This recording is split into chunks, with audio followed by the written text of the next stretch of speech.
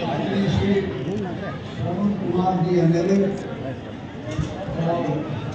और इस पूरे जलसे के रूहे रमा लाल बहादुर सिंह जी, नरेश यादव जी एमएलए, राजेंद्र यादव जी पूर्व मंत्री राजस्थान, कर्नल रणवीर चिल्लर जी पूर्व एमएलए, मनीषा सांगवान जी, रविंदर मटरू जी और सतरीत झूठिया साहब। ये आप लोग काफी देर से बैठे हैं, मैं बहुत उम्मीद टाइम दूंगा, लेकिन आपके काम की बात करें। मैं निवेदन करना चाहता हूँ कि देश बहुत कठिन परिस्थिति से गुजर रहा है। ऐसे लोगों के हाथ में देश है जो खेती को खत्म करना चाहते हैं, देहात को खत्म करना चाहते हैं, फौज को खत्म करना चाहते हैं। मैं लंबा हो जाऊंगा अगर मैं बोलूं, लेकिन मैं जो चीजें जरूरी है वो बताना चाहता हूँ। याद होगा आपको किसान आंदोलन दुनिया में नहीं हुआ, जो 13 महीने में 700 लोग किसानों के मरे, लेकिन एक चिड़िया पे भी पत्थर नहीं फेंका गया। उसमें जब 4 महीने हो गए और कुछ नहीं किया प्रधानमंत्री ने, तो मैं अपना इस्तीफा जेब में रखे उनसे मिलने के लिए गया। मैंने उनको कहा कि साहब ये 4 महीने से पड़े, वो रहे तो 13 महीने, लेकिन तब उस वक्त तक 4 महीने ही हुए थे। मैंने कहा साहब ये 4 महीने से पड़े, इनसे बात कर लो। तो उन्होंने बड़े घमंड में कहा कि चले जाएंगे सरकार, कोई बात नहीं। मुझे बुरा लगा, लेकिन मैंने फिर घुमा फिरा के कहा कि साहब आप नहीं करते, किसी और से बात करा। उन्होंने कहा सरकार ये बिना बात के चले जाएंगे, तुम फिक्र मत करो। मुझे बहुत गुस्सा आया। मैंने कहा साहब आप उनको जानते नहीं, ये तब जाएंगे जब आप चले जाओ, ये ऐसे जाने वाले नहीं। ये जो सिख भाई हैं, इनके गुरु ने अपने 4 साहबजादे कटवा दिए थे, समझौता नहीं किया था और ये भूलते भी नहीं। मिसेस गांधी ने जब ब्लू स्टार किया, उसके बाद 1 महीना महामृत्युंजय का पाठ कराया।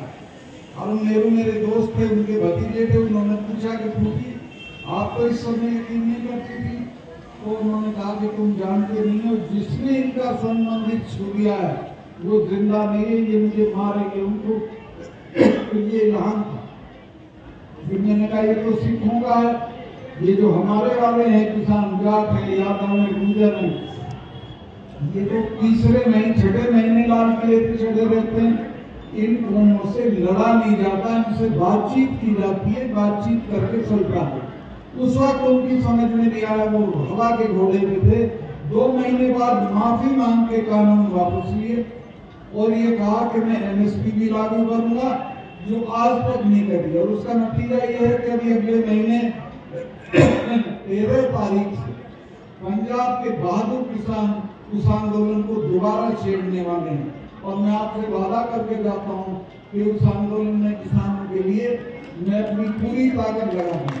आपसे भी कहूँगा, आपके यहाँ के लोग गए तो थे, पर जिस तादाद में जाना चाहिए था शिरकत नहीं करी थी। अब की लड़ना, चूंकि लड़ाई आर पार की है। दिल्ली की सरकार खेती को तबाह करना चाहती है, फौज को तो कर ही दिया, वो क्या लाए अग्निवीर।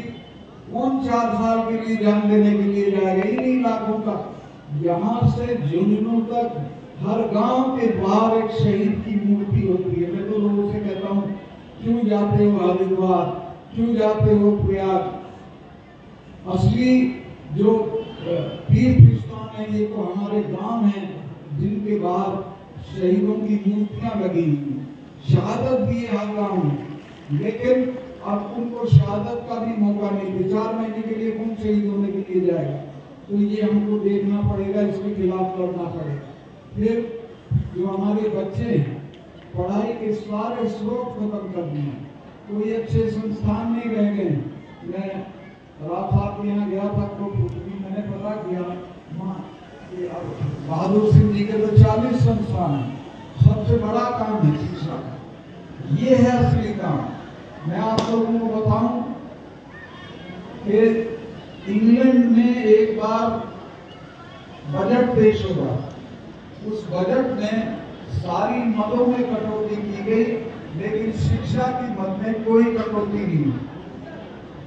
विपक्ष के नेता ने कहा कि साहब इसमें कटौती क्यों नहीं करी, तो प्रधानमंत्री ने कहा कि मकान अगर विश्व युद्ध में टूट गए तो बन जाएंगे, पुल टूट गए तो दोबारा तामीर हो जाएंगे, कारखाने तबाह हो गए तो उनको भी बना लेंगे, लेकिन अगर एक पीढ़ी चली गई तो वो दोबारा नहीं आने वाली है।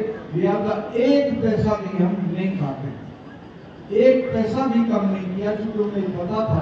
और ये मैं आपको बता रहा हूँ, आप इतिहास पढ़ने, जिन मुल्कों में तालीम को तवज्जो दी गई उन्होंने दुनिया पे राज किया, जिन्होंने तालीम पे तवज्जो नहीं दी वो बर्बाद हो गए।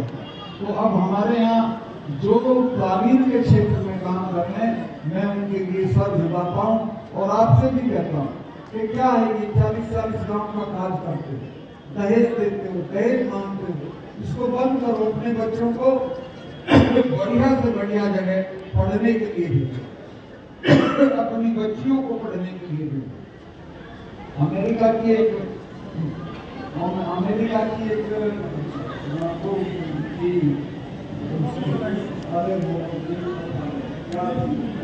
विदेश मंत्री बहुत पतली शक्ल सूरत में साधारण और अफ्रीकन मूल की थी, लेकिन जो गद्दाफी था, इसका